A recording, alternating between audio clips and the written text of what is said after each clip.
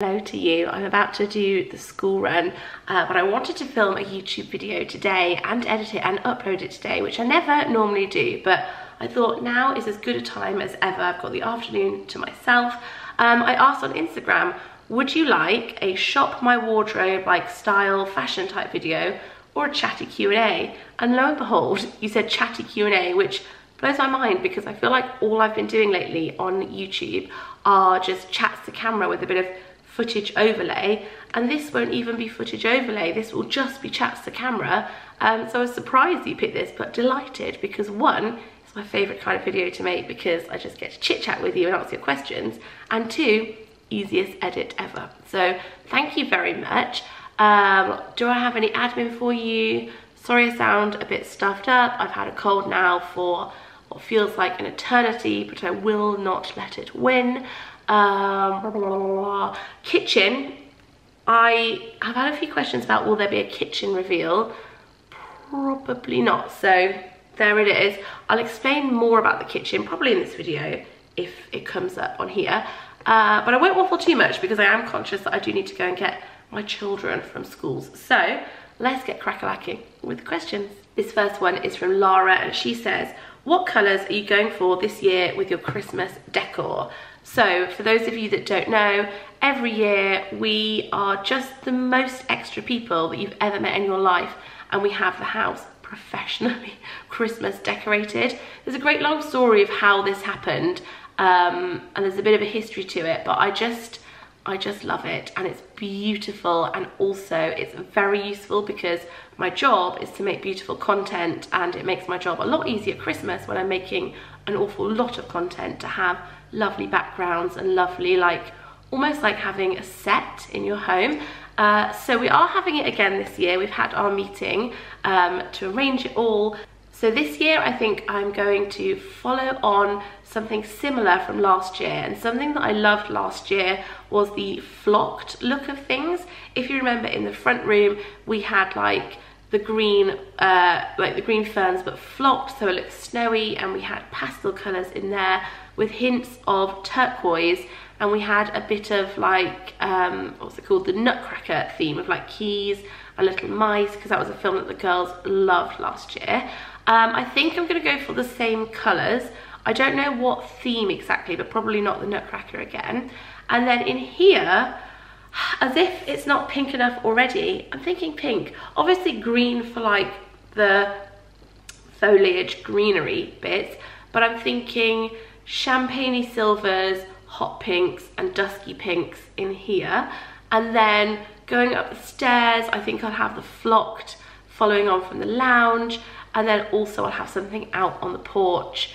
And I haven't decided what colour, because usually I'll have like a pretty bold colour out there. Last year I had turquoise, the year before I had purple, and the year before I think I had gold. So if you've got any suggestions, I'm all ears. This one from Sneehap says, how's wedding planning going?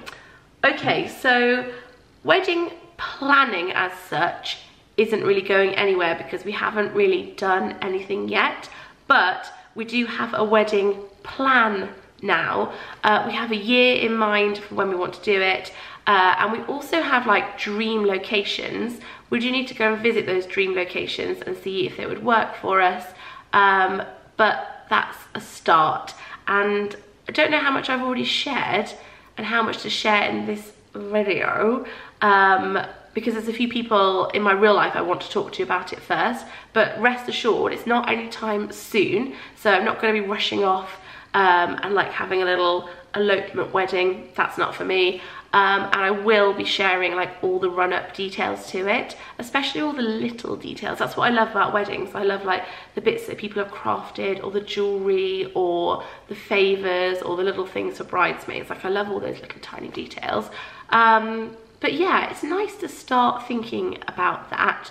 It feels like we're at a point in our life now where we can actually start thinking about that. And you know, we got engaged, then instantly it was the pandemic, and then just a whole lot of life stuff. But now maybe we can start putting some plans in the diary. I'm gonna go and see my friend Marie in Seattle this year, and we did talk about maybe going bridal shopping. and that'll be my first time trying on wedding dresses for this marriage. I hate saying that. I wish I could be like, that'll be my first time trying on a wedding dress, but I have been married before. I am a divorcee. And I think that is a big reason why it's taken me so long to marry Liam. It's not a Liam thing, it's a me thing. I'm having to like get over some of my like very sad feelings towards like fears around marriage, I guess. This has got really deep really quickly. You only asked about wedding plans. But yeah, I think for a long time I've been holding back because everything is so perfect with Liam, and I've thought, oh, if we do this, is this going to like rock the boat? Will I feel differently? But I feel very ready to do it now. So I'm looking forward to trying on wedding dresses, hopefully with my friend Marie in America. That'd be amazing. I don't know what the logistics would be of buying a dress in America, but I'm sure if I found the right one, I could make it work. And that's fun, that's been sticking out for ages. On the wedding dress chat note, if you have a recommendation for an amazing bridal store that does plus size wedding dresses in England, I'm in Northampton, so if it's like within like an hour of me, I would love to hear about that, because I've googled it a bit and not really come up trumps. So if you know a lovely bridal store that does really beautiful plus size wedding dresses, then let me know. Maxine asks, how did you feel during the first year with each child? Did you like the newborn phase? Now that both of my girls are out of the first year and out of the newborn stage, I feel like I can say confidently, no, I didn't really like it. That's not to say I didn't like them or I didn't love them, but it's very difficult. I always say to my friends that the first year is the hardest year. It's the year where you're completely adjusting in every single way, like your whole life is changed, and I find change quite difficult. You're very tired.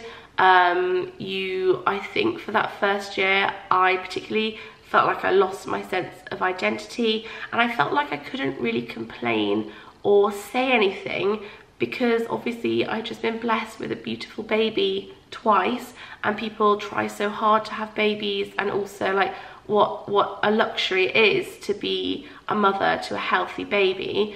So I felt like if I said anything, people would think I was moaning or being negative. Even now, I know saying this online, I'll get some comments being like, well, if she felt like that, then maybe she shouldn't have babies. But if I'm honest with you, it wasn't my favorite stage. I love having children, I love being a mother, and I love babies. But I think that their older stages, just on like a very selfish note, have just been better. I've just enjoyed them more. So if that's you and you're struggling, it gets better. So this one is from Elle, and she says, any tips for pushing yourself out of your comfort zone? I find my anxiety debilitating sometimes. I think my first thing to say to you is that I'm sending you such a lot of love. A lot of people feel like that. I often feel like that.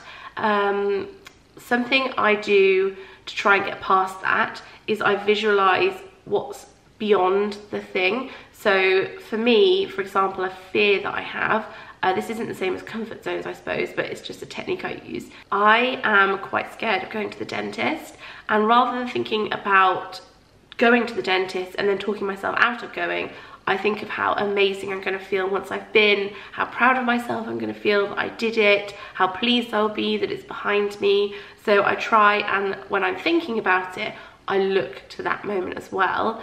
In terms of comfort zones, I have quite a small comfort zone, so I find it quite hard to step out of it, and I actually don't often step out of it. I should step out of it more. I try and find ways to step out of my comfort zone that are comfortable to me, so I try and have little systems in place. For example, if I'm going somewhere, I will try and make my own way there so that I can make my own way back, so I can leave whenever I'm ready to go. Oh my god, I just coughed so hard.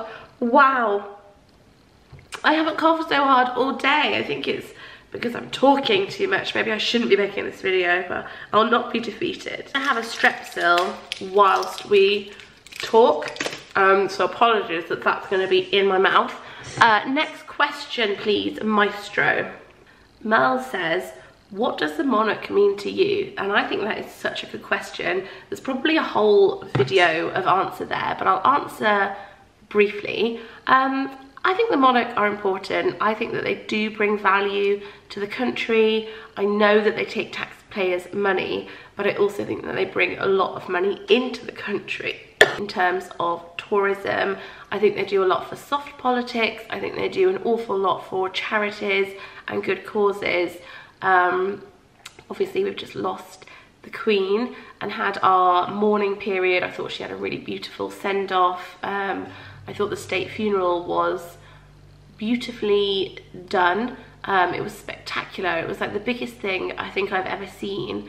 It seemed bigger than like the weddings and things that we've had recently. And also I think that Charles will make a really good king.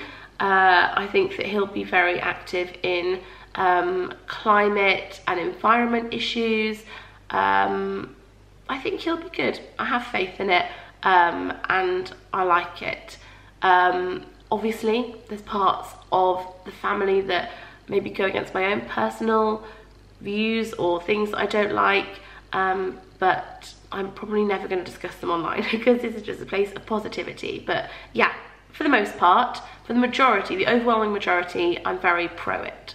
Mac asks, does it bother you knowing people you don't like can watch and keep up to date with you? I'm definitely aware that people that don't like me can watch me, and sometimes I feel a bit like weird about that, but I do only share what I want to share online. Like, it is me editing these videos, and it is me curating my Instagram, and it's me writing my books, and if ever I do an interview, it's me giving the interview, so I can be relatively like careful and aware about what I'm saying. And I do purposely choose to only put the really good bits of my life online. So in a way, I think, great, check up on me, have a look, you're only going to see the best bits. I do share an honest account of things when things aren't great, but you'll notice that I tend not to go into the details of things. So yeah, I'm always aware of it, but it's not something I find greatly affects me or alters how I am day to day. Same lady, Macyll, M-A-C-Y-L-L-H, I don't know how to pronounce that, says, does Darcy ever get asked or teased about your job at her school now she's getting older? And the answer to that is so far so good. No, she hasn't been. Actually, she's met with a lot of positivity for it. She really loves the job that I have. She's interested in it. She looks at everything I do, and she gets to come to lots of the fun stuff, and she gets involved. So for her, it's nothing but a positive, and hopefully it will stay that way. Same person again. Is there anything you regret about your career, what you have/haven't shown? This is a trio of slightly negative questions. What do I regret about my career? I don't think I regret anything massive. There's been a few videos where I feel like I've maybe shared a little bit too much, like in the early days, but those videos no longer exist, so that's not too much of a problem. Definitely there's been collabs that I've done with people that aren't really like big parts of my life anymore, and sometimes when I watch those back, I feel weird because I know how I was feeling at the time, but I don't think I shared a great deal of that online. So it's more just a weird one for me to look back and be like, oh, that guy, and I was making a video with him, was I? And I felt this way at that time, and so there's definitely those parts. I also once made a whole video being like, I've got a boyfriend, oh my gosh, I'm so happy I've got a boyfriend, when I was like in my single stage. And I was so excited to make this whole video. And then very shortly after, he dumped me, and I was like, great, well, I've just put that was a regret. That was definitely a regret. On the East Coast asks, what's something you wanted to do but haven't because you feel like it's not on brand for you? So something that I have wanted to do for years, and I sort of did it a long time ago, is comedy, is like live shows with a comedy twist. So not necessarily like stand-up comedy, like Fringe Festival style comedy, because that scares me. I don't think I'd be any good at that, but more live shows with a fun lols twist to them. I used to have Louise Live that I toured around, and then as I started moving into mummy content a bit more, somebody said, is that really on brand for you? And I was like, maybe not. Because although I love the mummy content and I love mum life and I love being mumsy, I also really love very dark humour. I also love swearing, although my dad regularly says, Louise, you can be funny without swearing, you know. You're right, Dad, I can, but I just fucking love swearing. And I really have a very dark sense of humour that I don't share a lot of on here, because I always worry that I'm going to cause offence, but I would love an opportunity to just let that loose, and have that with like a live experience, so that it's not to a camera, so that you can see people's faces, so that you can interact and you can have a bit of back and forth. But that's something that I would love to do one day again. Els asks, do you want any more kids? And the answer to that is probably not. I'm very happy with 2.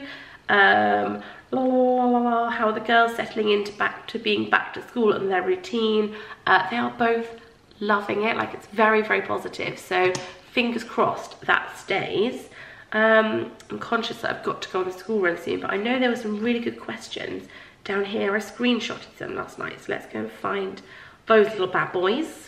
Gaynor asks, have you booked Centre Parks for this December? No, we haven't actually. I don't know that we will. We did go to Centre Parks this summer with some of my university friends, which was lovely.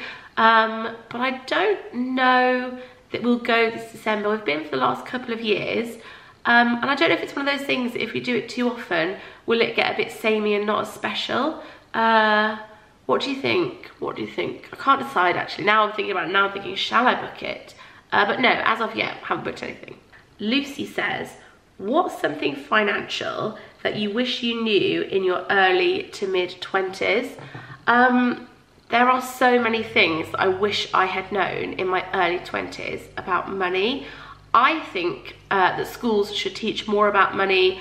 I will definitely be teaching the girls a lot about money, because I reached adulthood and was like totally bamboozled by so many financial things that now I know about as I'm 37, but I wish I'd had a bit more of like an educational grounding for them, a bit of like a basis for financial knowledge. I think the biggest thing that I wish I had learned was to tackle things immediately. Things don't go away if you ignore them. You cannot ignore letters. You cannot bury your head in the sand. You have to face things, and the quicker you face it, the better it will be. That's kind of like a good life lesson for everything, but particularly money. I'm gonna treat myself to another Strepsil. Oh no, oh, phew, there's one left in there. Also with money, I would say that overdrafts are not free money, although it feels like it, especially if you go to university or you're living away from home. And when I was there, it was so easy to get so many overdrafts, and it felt like it's your money. It's not your money, it's not free money. You will have to pay it back. You will likely have to pay interest. You cannot ignore it. It's not free money. Bex asks, how is the kitchen, and are we having a kitchen reveal? I'm going to answer this question. So this is the kitchen, and in terms of how is the kitchen, I think the kitchen is lovely. I love the kitchen. Are we having a kitchen reveal? I don't know, because I don't know how I would reveal this. A bit of backstory for you, but I'm going to be very careful, because I don't like to be negative about anybody else on this channel.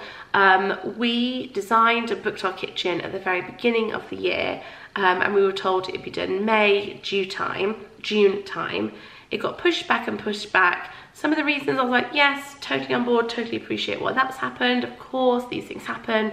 But it seemed like everything you could have possibly imagine happened, and the kitchen got pushed back, and it wasn't finished until September. In fact, there's still things that we have noticed that aren't to a standard that we were promised, that we need to get in touch with them about to have redone. So technically, The kitchen is still not actually finished, so May, June, July, August, 5 months, give or take, later than we had planned. So I had planned to do this like amazing summer thing. I was going to do a collab with my friend who's just had a kitchen done. It was all going to be amazing. The other thing is, I only like to recommend things on here to you that I really believe in, that I really think are amazing, that really work, and I just wouldn't feel comfortable recommending the kitchen company that we had to you, because I wouldn't want you to spend your hard-earned money and have the same experience that we had after we spent our money with them. So although I want to show you the kitchen, it's weird because normally when I show you something, I tell you where it's from, so that you can get it if you want to. But with this, I wouldn't want to tell you where it's from because I wouldn't want you to shop with them and have that same negative experience. And also, I don't want to tell you where it's from so that I don't want to name and shame, basically, because that's just not really who I am. So, I don't know, is there a way to do a kitchen reveal and be like, this is the beautiful kitchen that we have now, but it was certainly not the process that we were promised, but beautiful kitchen now? Would you like to see that? Like, how could I do this being honest and truthful to you and not recommending something that I don't believe in, but also showing you something beautiful? Because see the situation, like, it's a beautiful kitchen. They promised a beautiful kitchen, and I did get a beautiful kitchen. Like, it's made beautifully, it's a very high quality, we think the design is gorgeous, but if you were like my best friend and you came round for a glass of wine and were like, oh, I'm gonna go with them, I'd be like, I wouldn't, and here's why. But I don't want to give you all the here's whys because this is a big platform and I don't want to slate a company on a big platform, you know? We've ended on a bit of a funny one, but also it is 3 o'clock, so I do have to go and get my children from school. If you have any other questions, let me know and I'll answer them. I will just respond via typing. What is that saying? I'll type an answer. I'll just reply. I'll just reply below if you have a question. I hope you're well. I hope you've enjoyed this. I've got another video up going, that's the end of the video. I give up. I've tried my hardest. I hope you enjoyed it. Lots of love, and I'll see you all very soon. Bye.